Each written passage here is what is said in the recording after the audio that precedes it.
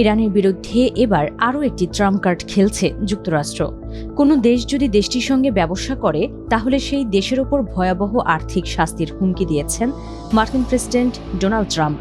তিনি বলেছেন, ইরানকে সহায়তা করে বা দেশটির সঙ্গে ব্যবসা করে এমন যে কোনো দেশকে ভয়াবহ অর্থনৈতিক শাস্তির মুখে পড়তে হবে। ইরান বলছে, ট্রাম্পের এই ঘোষণা জাতিসংঘভুক্ত সব দেশের বিরুদ্ধে যুদ্ধ ঘোষণার শামিল এবং সব সদস্য রাষ্ট্রের সার্বভৌমত্বের লঙ্ঘন। সামাজিক মাধ্যম এক্সে দেশটির পররাষ্ট্র মন্ত্রণালয়ের মুখপাত্র ইসমাইল বাঘাই লিখেছেন, এর ফলে জাতিসংঘ ভিত্তিক আন্তর্জাতিক ব্যবস্থার মূল ভিত্তি আন্তঃরাষ্ট্রীয় ব্যবস্থা পুরোপুরি ধ্বংস হয়ে যাবে, আর বিশ্ব আবারও পুরনো ধাঁচের ঔপনিবেশিক শাসনের ভয়াবহ যুগে ফিরে যাবে।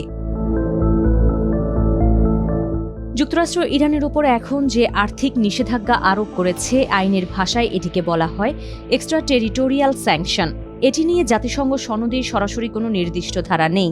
তবে 2002 সালে জাতিসংঘ সাধারণ পরিষদের রেজুলেশন 57/5 সদস্য রাষ্ট্রগুলোকে এমন নিষেধাজ্ঞা প্রত্যাহারের আহ্বান জানানো হয় এবং অন্য রাষ্ট্রের কোম্পানি ও নাগরিকদের ওপর এ ধরনের ব্যবস্থা প্রয়োগকে বলা হয় আন্তর্জাতিক আইনের স্বীকৃত নীতির পরিপন্থী। গালফ ইন্টারন্যাশনাল ফোরামের জ্যেষ্ঠ ফেলো রব গেইস্ট পিনফোল্ড বলছেন, এখন দ্বিমুখী সমস্যার মুখে রয়েছে ইরান। একদিকে দেশটির কূটনীতি কাজ করছে না, অন্যদিকে এবার কঠোর অর্থনৈতিক নিষেধাজ্ঞার মধ্যে ফেলেছে যুক্তরাষ্ট্র।